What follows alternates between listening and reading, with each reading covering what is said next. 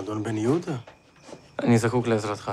חכם בשי לא יעזור לך במלחמה בעדה האשכנזית. אתם שותפים עמי לדיבור בשפה העברית. אני מצטער. לא אוכל לעזור הפעם.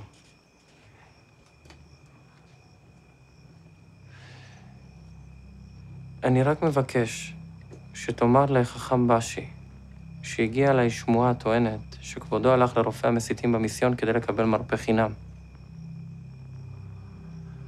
כפי שידוע לך, מי שהולך למיסיון כדי לקבל מרפא חינם, חלה עליו חובת התפילה של הגויים.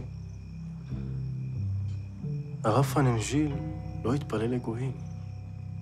אם כן, מאשר אתה שהלך אל רופא המסיתים תמורת מרפא חינם.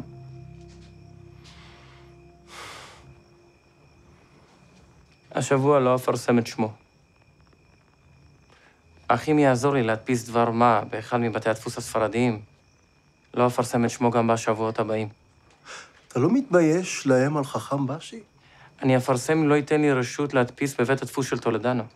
תצא מפה.